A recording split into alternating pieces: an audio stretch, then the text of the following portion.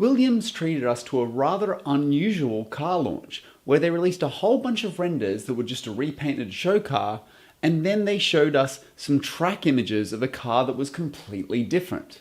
In this video, we're going to look at the few images that we have of the track car and talk through some of the rather interesting aerodynamic features on it. For those of you that are new to my channel, I worked at Mercedes as an aerodynamicist for the 2018, 19 and 20 Formula 1 seasons, and now I work as an aerodynamics consultant designing aero packages for race cars in different classes all around the world. Now with this particular track car, it's worth noting that there's a few things on it that are obviously not to final or race spec. For example, the rear floor and top surface of the diffuser panel is incredibly crinkly, and I find it hard to believe that that's their final surface for theirs. That's probably a fake panel. There's a few other details at the back that are probably not real. At the front, you have a front wing that's really simple compared to what we've been seeing on other cars, and I would hazard a guess that this is a wing from fairly early in the development process. Anyway, let's get going on the quick analysis of the two images that we've got here. So like I mentioned, the front wing looks very simple, and I'd be surprised if it's the final spec, but just a few little things to note.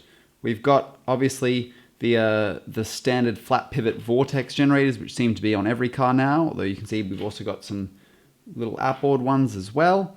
And then our front wing first element seems to be our standard disconnected first element, where we can get air flowing underneath the nose, and that should help clean up some of the losses on the underside of the nose. So nothing too out of the ordinary there. One thing I would like to talk a little bit about though is the little canard/dive plane on the end of the end plate.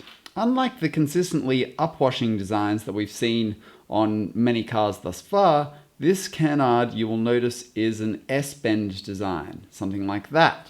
Now, generally speaking, this type of reflex geometry is something that we aerodynamicists avoid on devices made to shed vortices, because normally you're shedding your vortex along like that. If you try and reflex the other way, if you've got upwash going up, it will try and shed a vortex the other way, or it will potentially make a pressure field that makes your first vortex not as strong. Generally speaking, we don't like to do that. Now, it is possible that a reflexed geometry by itself was an aero gain in the tunnel. Aero can be strange and unpredictable like that. But I think it's more likely that it's a consequence of the rules shadowing surfaces.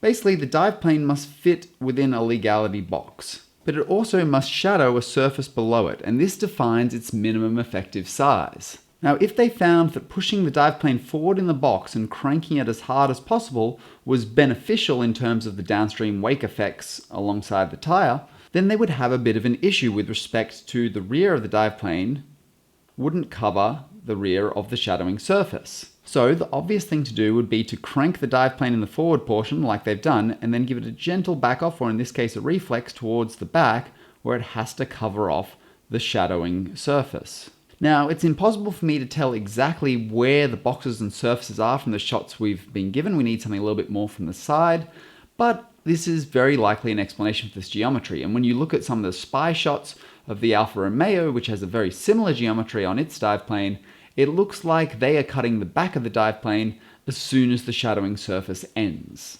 So that certainly lends some credence to the theory.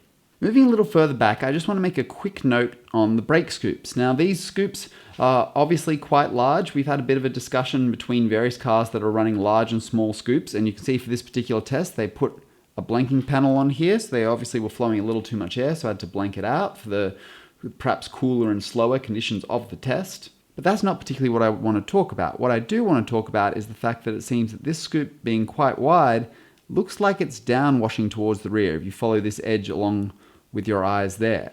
So it's hard to tell from the angles we've got, but I think that this scoop might, in side profile, look something like a downwashing sausage, like that. Now, the rule's very prescriptive on what you can do with the scoop, but it does allow you to do a little bit of this, and I was expecting at least one team to run with it.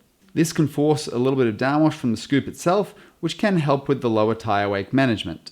Looking along the center line, the nose has this very soft, rounded off section through here. It's really softly curved over the top.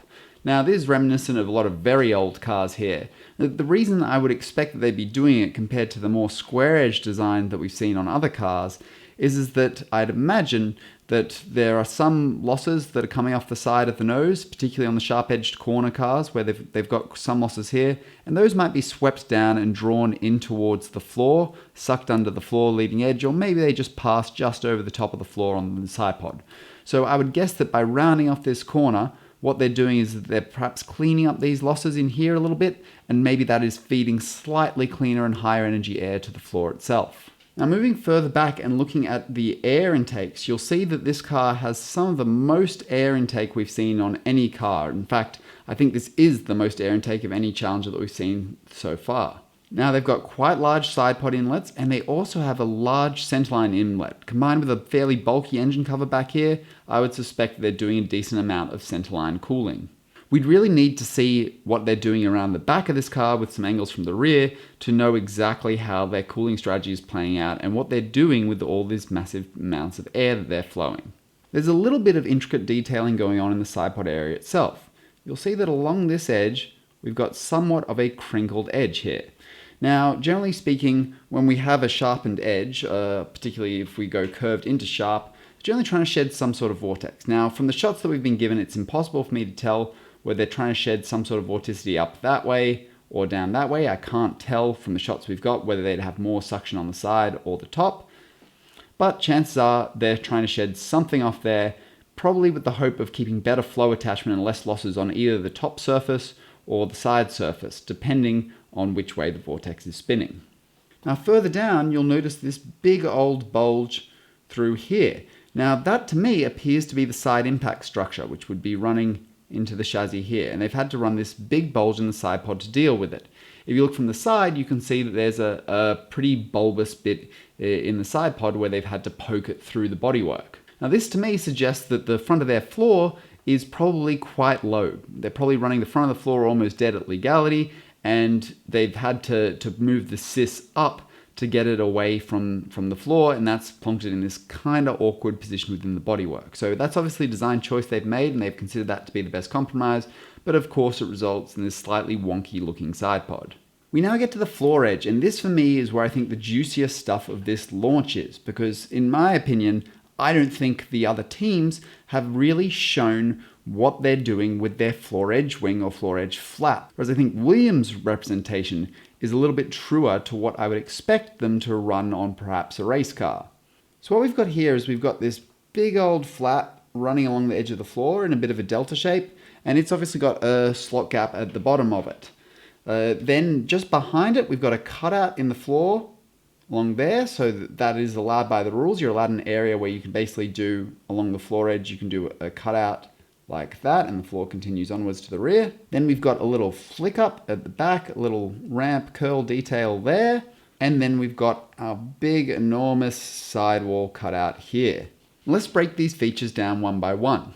So in terms of the initial flap, I think we've got a few things going on here. The first one is that this is a slotted flap, so it's going to probably shed some vorticity down low, as well as some vorticity off the top edge. There's going to be some losses that it's going to generate because it's so steep, but it's probably going to kick these losses up and out that way and largely clear of the main floor. The flap itself will generate a bit of upwash. This will add a little bit of pressure to the top surface of the floor, a bit of suction underneath, and will generally improve floor suction on the side edge. Now just behind the flap, we've got the cut. Now the cut means that the floor edge ends in this portion here. So this vorticity that we're building up along the floor here will be cast off and head into the main tunnel. It will travel along the floor and get sucked into the main tunnel. You would presume that this would help increase the suction on the roof of the tunnel and also increase the general vorticity within the main tunnel. Now this would also mean that you have a new batch of vorticity being built up on this rearward portion here, in addition to any vorticity that's shed by the curl and any losses that are shed by the curl, which could potentially help with managing any sort of lower tire wake and squirt depending on where you position the vorticity.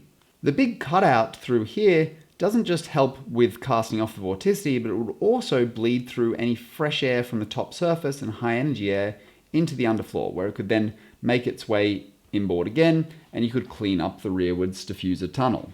Then on the diffuser sidewall, we have our notch that's been pretty much standard with the other teams. As always, my suspicion with this is they're bleeding clean air through the hole there and starting a new vortex for the sidewall, and that's going to clean up this whole system along the rearward portion of the diffuser. On the whole though, a much more interesting system and much more in line with what I expected to see on this year's cars. Well, that's all for this analysis. If you liked this video, don't forget to hit that like button and subscribe to my channel for more content like this. Leave a comment below on what videos you'd like to see next from me, and hopefully, I'll see you next time.